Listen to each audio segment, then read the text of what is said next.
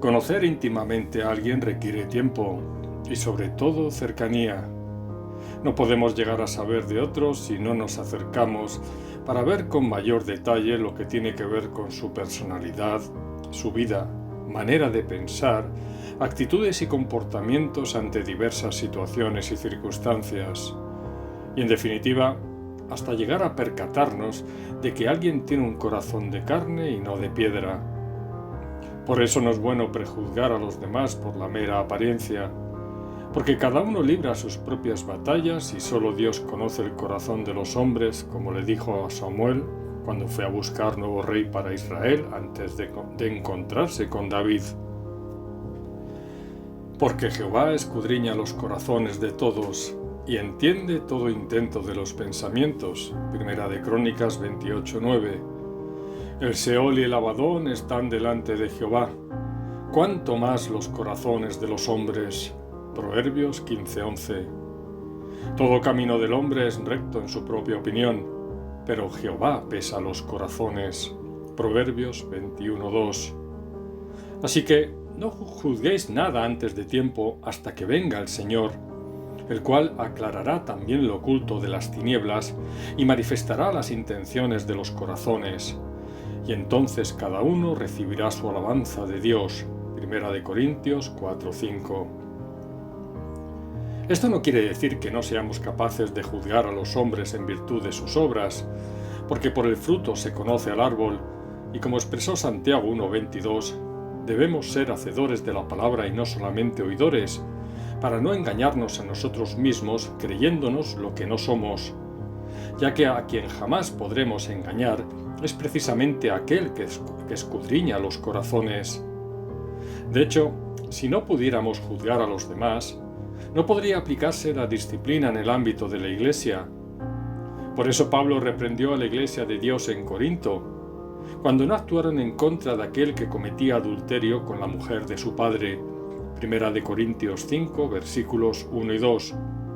Y tampoco hubiera escrito lo reflejado en la misma carta, en el capítulo 6, versículos 1 y 2. ¿Osa alguno de vosotros, cuando tiene algo contra otro, ir a juicio delante de los injustos y no delante de los santos? ¿O no sabéis que los santos han de juzgar al mundo? Y si el mundo ha de ser juzgado por vosotros, ¿sois indignos de juzgar cosas muy pequeñas?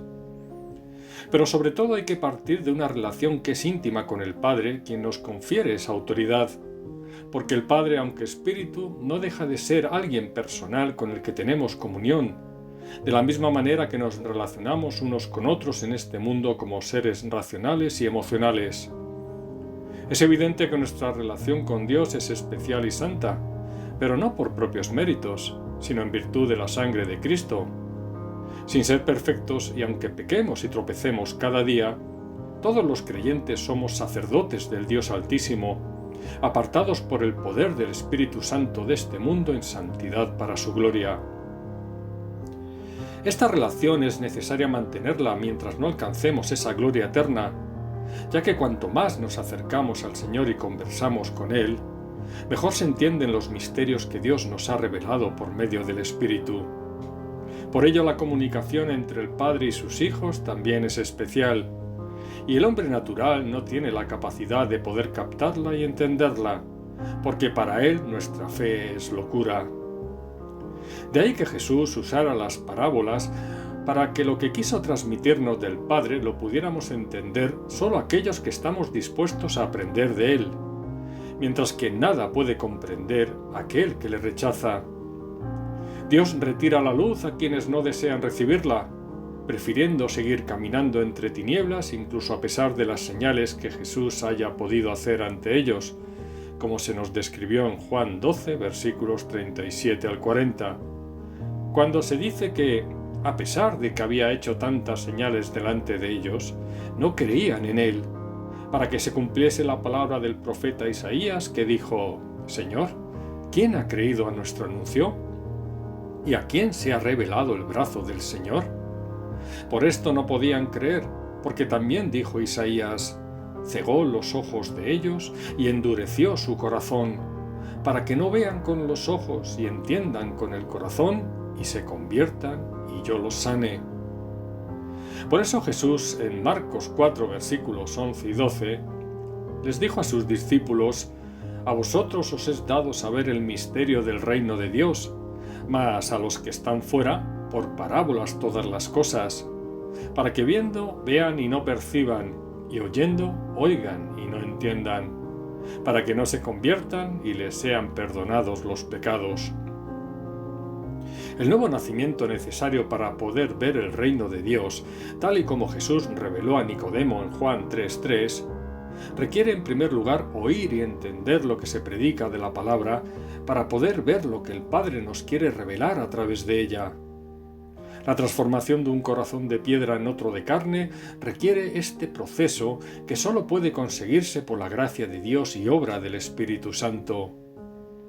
Una vez que vemos lo que somos con toda la carga de culpa y pecado que nos aplasta, nos convencemos de la necesidad de un Salvador que nos libere de ella al no poder hacerlo por nuestras propias fuerzas.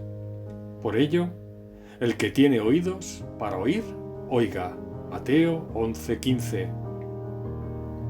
Pero también es cierto que esto constituye un gran misterio para el hombre y que solo la revelación divina puede permitirle el acceso al reino, no el mérito o la obra humana.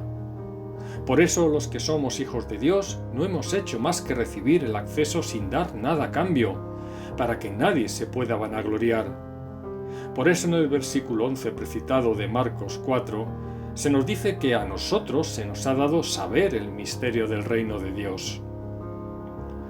La finalidad de la parábola es clara cuando se quiere revelar una verdad que solo puede recibirse por medio de un corazón dispuesto a ello.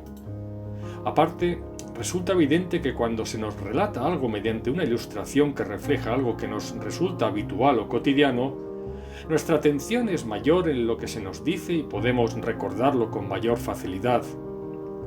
Las parábolas de Jesús hacían mención a cosas conocidas por muchos en aquella época, sobre todo en lo referente a la siembra y la siega, por ejemplo. Lo que nos resulta familiar puede facilitarnos la reflexión acerca del mensaje, usando Dios nuestro esfuerzo mental o intelectual para que la sabiduría que viene de lo alto nos ilumine, mientras que para el apartado de Dios a lo sumo constituya un entretenimiento que de nada aprovecha para su redención y transformación. Por eso en Proverbios 10:23 se nos dice que el hacer maldad es como una diversión al insensato, mas la sabiduría recrea al hombre de entendimiento. En cualquier caso, el hombre es responsable de su incredulidad, ya que la ceguera espiritual no tiene excusa ante quienes practican la impiedad e injusticia, deteniendo con injusticia la verdad para darse una rebelión contra todo lo que procede de Dios y dar lugar a la decadencia moral. Romanos 1:18. Porque lo que de Dios se conoce les es manifiesto, pues Dios se lo manifestó.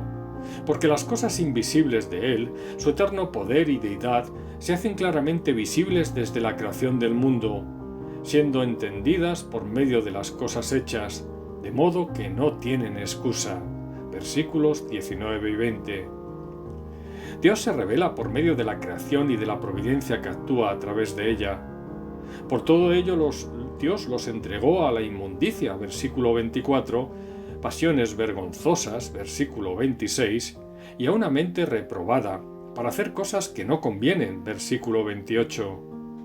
Es decir, cuando la copa de la ira de Dios es rebosada, Él quita su protección especial para que el pecado actúe sin límite y los pecadores asuman todas sus consecuencias.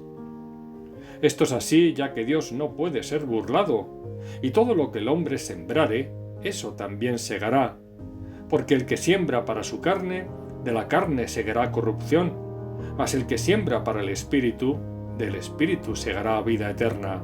Gálatas 6, versículos 7 y 8. En definitiva, el problema no está en la palabra, sino en los que la reciben. De la misma manera que toda semilla del reino es perfecta para dar fruto, pero se requiere un terreno apropiado para ello, tal y como explicó Jesús en otra de sus maravillosas parábolas. Lo que cada uno haga con esa semilla cuando la recibe, demostrará si es digno de la revelación que contiene o de seguir entretenido en las cosas del mundo, como aquellos muchachos del capítulo 11 de Mateo sentados en la plaza sin nada que hacer, y a los que todo les acaba aburriendo porque, teniendo oídos, no oyen. Gracias a Dios porque en relación con lo escrito en Proverbios 20:12, nos ha otorgado un oído que oye y un ojo que ve, hechos por el Creador para nosotros sus hijos. Amén.